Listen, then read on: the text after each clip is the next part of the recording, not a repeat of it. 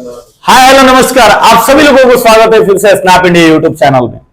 देखिए आज का जो टॉपिक है, ये टॉपिक बहुत सारा इंटरव्यू में पूछे जाते हैं और आपके डेली लाइफ में जो अगर आप वर्किंग पर्सन है, आप इंडस्ट्री में काम कर रहे हैं, अगर आप इंजीनियर है, सुपरवाइजर है या कोई फोरमैन है या सेफ्टी ऑफिसर है या कोई भी आप प्रोफेशनल वर्क कर रहे हैं जो इंडस्ट्री में यानी कंस्ट्रक्शन या रनिंग प्लांट में काम कर रहे हैं या आप ऑयल एंड गैस में काम कर रहे हैं या फर्टिलाइजर या केमिकल प्लांट, किसी भी केमिकल प्लांट में काम कर रहे हैं, तो ये जो टॉपिक जो पीछे डिस्प्ले किया गया है या पीछे जो लिखा गया है, इसके बारे में आप लोगों ने बहुत सारा सुना होगा, इंसिडेंट।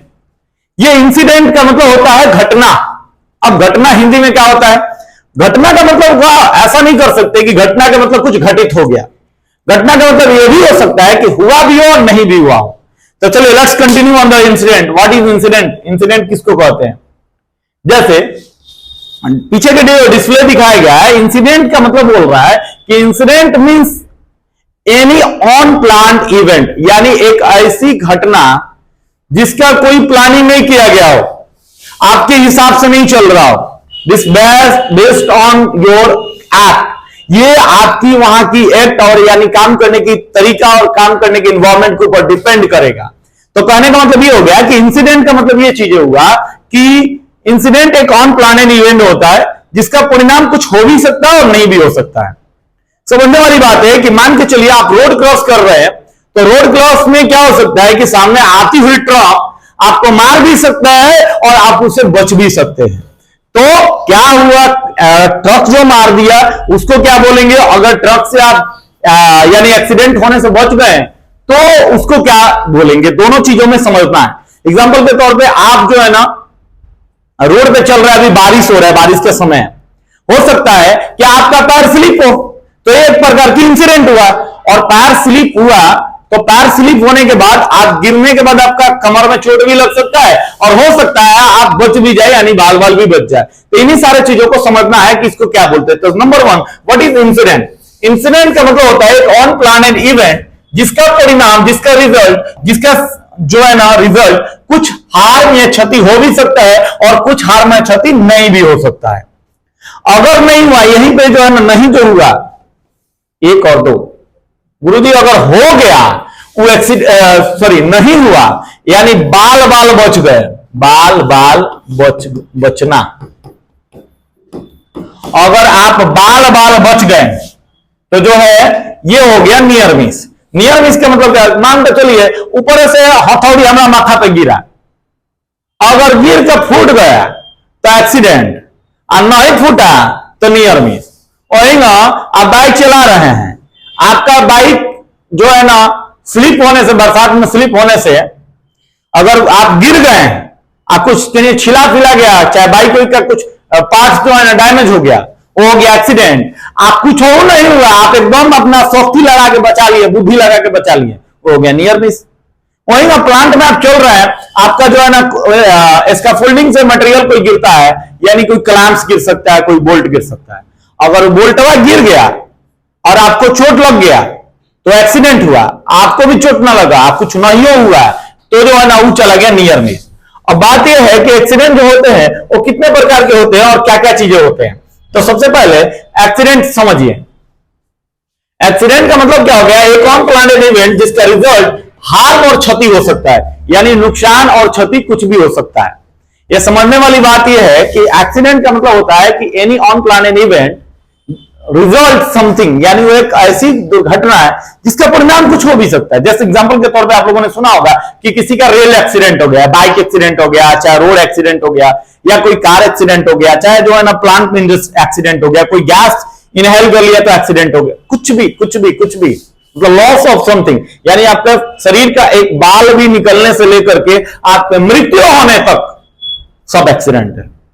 आपका 1 रुपया नुकसान होने से लेकर के करोड़ों अरबों खरबों रुपया भी नुकसान होना भी एक एक्सीडेंट है। तो एक्सीडेंट का मतलब हो गया लॉस ऑफ समथिंग, यानी कुछ ना कुछ नुकसान हुआ है।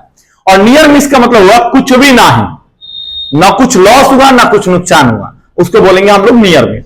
तो चलिए आगे ये जो टॉपिक है कि एक्सीडेंट कितने प्रकार के होते हैं और एक्सीडेंट में क्या क्या चीजें आते हैं। तो नंबर 1 देखिए, जनरली एक्सीडेंट स्टार्ट होता है माइनर इंजरी से। माइनर इंजरी का मतलब यही हुआ गुरुजी कि तनी मनी कहीं छिला गया, कट गया, टूट गया, डैमेज हो गया, मतलब तो नहीं मानी चमड़ा हमला छिला गया, उसको हम लोग माइनर इंजुरी के नाम से बोलते हैं।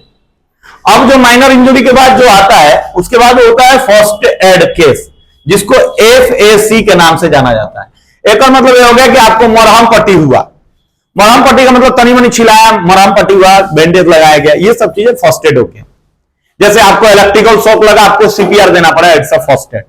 आपको जो है ना, आपका टायर स्लिप हो गया, आपके हाथ, आपको जो है ना मुंह पे स्प्रे लगाना पड़ेगा, फर्स्ट एड हो गया।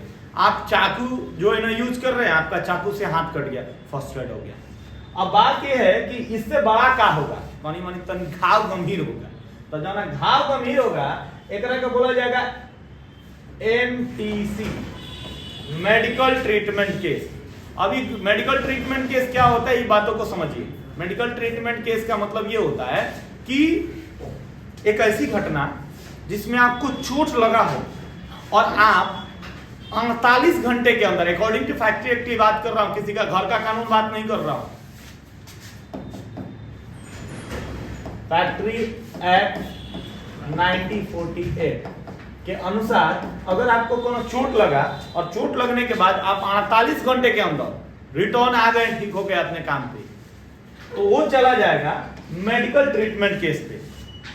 मतलब आपको चोट लगा, कटा फटा, डैमेज हुआ, कहीं छिलाया, नुकसान हुआ, आपको फिर डॉक्टर ने मरहम पट्टी किया, आपको बैंडेज वैंडेज लगाया और आप एकदम तंदुरुस्त होकर फिर अपना काम पे लौट गए 48 घंटे के अंदर, हो गया मेडिकल ट्रीटमेंट केस। अब जो है ना, अब इसके बाद हम लोग समझते हैं लॉस्ट टाइम केस, जिसको LTC के नाम से भी जानते हैं या LTI के भी नाम से जानते हैं।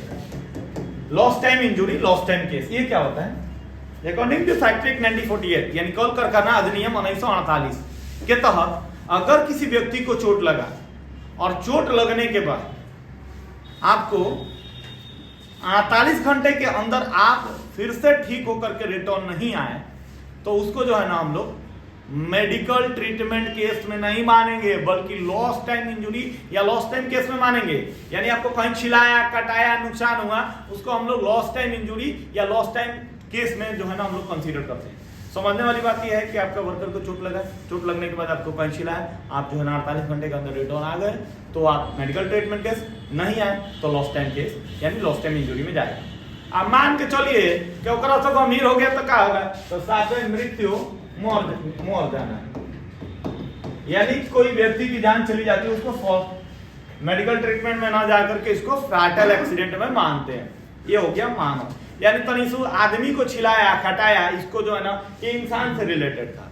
अब थोड़ा प्रॉपर्टी हमने बताया कि जो अगर मान के चलिए आपको घटना घटित होता है तो आपका प्रॉपर्टी भी लॉस होगा, तो लॉस में जो होगा वो हो जाएगा फायर। जैसे कि फायर होना, एक फायर एक्सीडेंट होता है, तो फायर जो होगा उसमें कुछ ना कुछ लॉसेस हो रहा है, आपका एक्सप्लोजन हो रहा है, लाइक आपका बॉयलर है, पाइपलाइन है, कोई टैंक है, वो ब्लास्ट हो जा रहा है, वो भी एक प्रकार की लॉसेस है।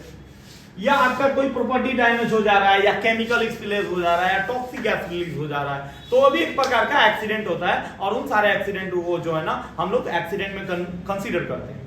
उम्मीद करता हूं कि ये आपकी क्लास जो है ना पसंद आया होगा। अगर आपको भी अपना कैरियर सेफ्टी के फील्ड में बनाना है, अगर आपको भी अपना कैरियर में जो है ना आगे की तरफ जाना है, तो आज ही हमारे दिए हुए नंबर के ऊपर कांटेक्ट करें।